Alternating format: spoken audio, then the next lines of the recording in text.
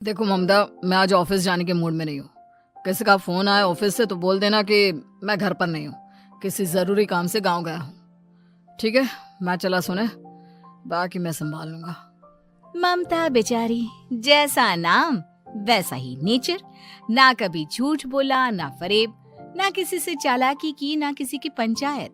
सुन लेती है पति की बात और फिर कुछ देर बाद फोन आता है। हेलो, कौन? मैं सुनील का बॉस बोल रहा हूँ। दफ्तर में इतना काम पड़ा है, अभी तक ऑफिस नहीं आया। वो क्या कर रहा है? फोन दीजिए उसे। जी वो तो सो रहे हैं। कह रहे हैं कि आज गर्मी बहुत है तो घर के मजे लेंगे। बॉस को बीवी की बात पर गुस्सा आ जाता है। तो उसे बोल दीजिएगा कि अब घर में गर्मी के ही मजे ले, कोई जरूरत नहीं है यहाँ आने की। ये बोलकर बॉस फोन रख देता है। ममता सारी बात सुनील को बता देती है। न जाने किस बेवकूफ से पाला पड़ा है, समझ नहीं आता। तुम्हारे कारण मेरी नौकरी चली गई। अरे झूठ बोलने में क्या जा रहा था तुम्हारा? ममता को समझ में नहीं आ रहा था कि उसकी खता क्या थी। अरे जो है वही तो बोला। फिर एक रोज, बहू, अरे आ बहू, कहाँ है तेरा पति? इस महीने घर के खर्चे के पैसे भी नहीं भेजे। क्यों, माँ बाप की फिक्र खत्म हो गई है क्या उसे? पाए लागू माँ जी, वो ये बोल रहे थे कि माँ को क्या है, घर का राशन, खेत का पैसा, मवेशी का दूध, फिर भी न जाने क्यों मेरे सर पर भार देकर बैठी है। तभी सुनील ममता के मुंह पर हाथ रख देता है। क्यों रे कलमुँह है, हटा बहू के मुंह से हाथ। अरे क्या क्या बोलता है तू? वो तो इसकी झूठ बोलने की आदत नहीं है, इसलिए पता चल रहा है। देख मेरी सास कितनी शरीफ है। हाँ, तेरी माँ तो मोहल्ले की बदमाश है ना, और तेरी सास शरीफ है। बेटा ममता को देखता है और गुस्से से बोलता है। अब खड़ी खड़ी देख क्या रही हो? और भी कुछ कहना है क्या? माँ आई है ना, जाकर छाछ ले आ ठंडी वाली। ममता अंदर चली जाती है। माँ, इसके सच बोलने की आदत के कारण मेरी नौकरी जाते जाते रह गई। वो तो मैंने अगले दिन जाकर पैर पकड़ लिए मालिक के, नहीं तो। सब जानता है बहू की आदत नहीं है झूठ बोलने की, तो तू शांत क्यों नहीं रहता? क्यों उसे झूठ बोलने को बोलता है? फिर एक रोज, बहू, जा अपनी पड़ोसन के पास और उससे बोल कि वो लाल वाली साड़ी जो उसने नए साल की पार्टी में पहनी थी, तुझे वो चाहिए। ना माँ जी, मुझे नहीं चाहिए। वैसे भी कल जिस शादी में जाना है ना, वहाँ के लिए तो मेरे पास काली साड़ी है। सास सर पर हाथ रखकर, अरे बुद्धू, मुझे चाहिए साड़ी। वैसे भी तुम लोगों में तो साड़ी का लेन देन चलता है ना, तेरी भी तो उसने पहनी थी ना। हाँ माँ जी, वो क्या है ना, हम दोनों के कपड़े एक दूसरे को आ जाते हैं। मैं ले आती हूँ आपके लिए साड़ी। बहू पड़ोसन के पास जाती है। कैसी हो निर्मला, तेरी लाल साड़ी चाहिए थी। क्यों? तू तो बोल रही थी कि तेरे पास काली वाली साड़ी है, तू वही पहनेगी, फिर लाल का क्या करेगी? अरे मैं तो काली ही पहनूंगी, लेकिन मेरी सास ने देखी थी तेरी लाल साड़ी, वो नए साल की पार्टी में तूने पहनी थी ना, तो इसलिए वो मांग रही है। ये सुनकर पड़ोसन थोड़ा परेशान हो जाती है।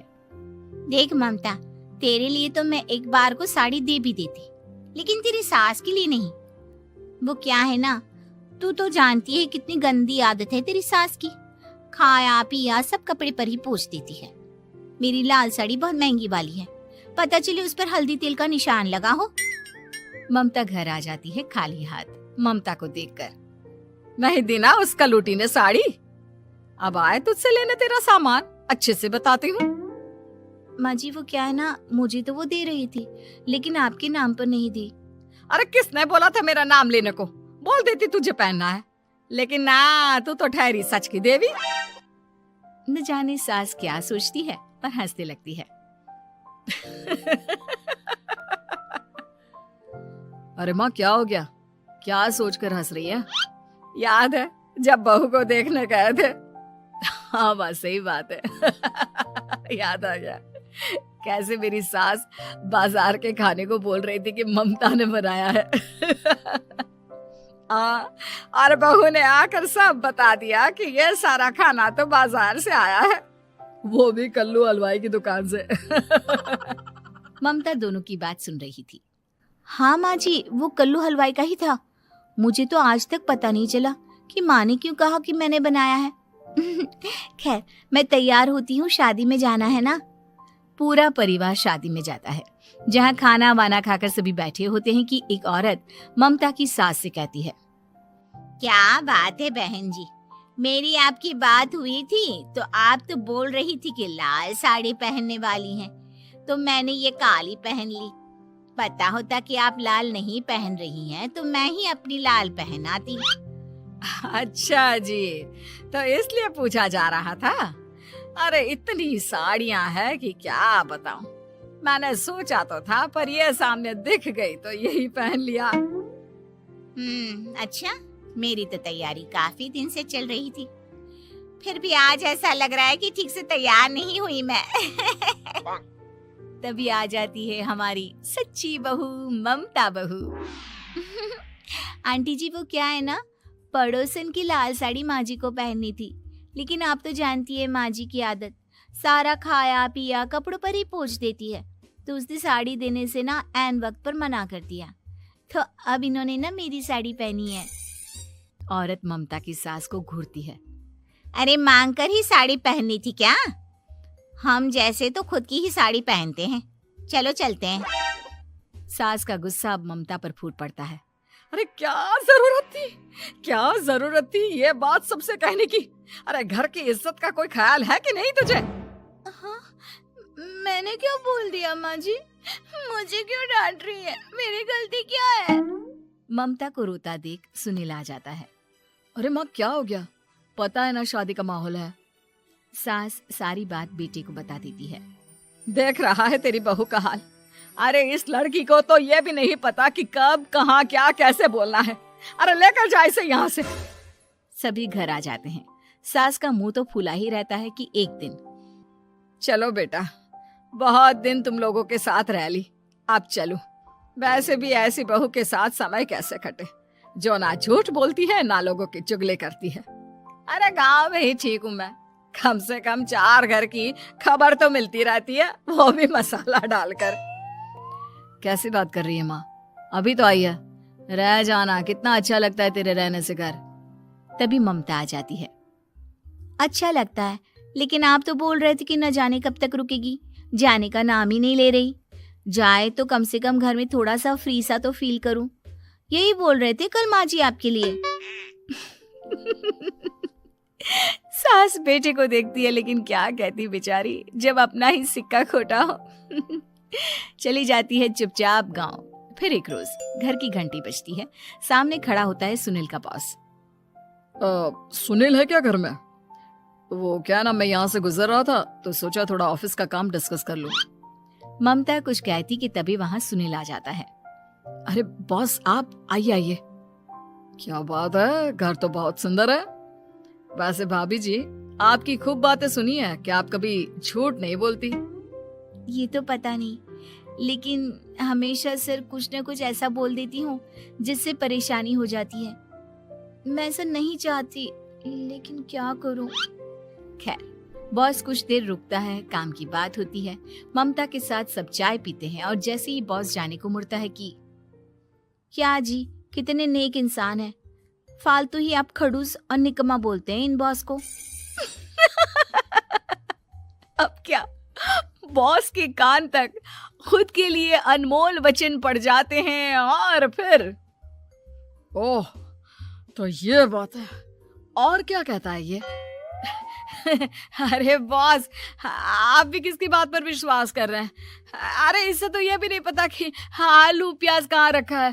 अरे ये क्या जाने क्या बोलना है क्या नहीं बोलना है। मतलब जो मुंह में आ रहा है बोले जा रहा है। भाभी जी, आप बताइए।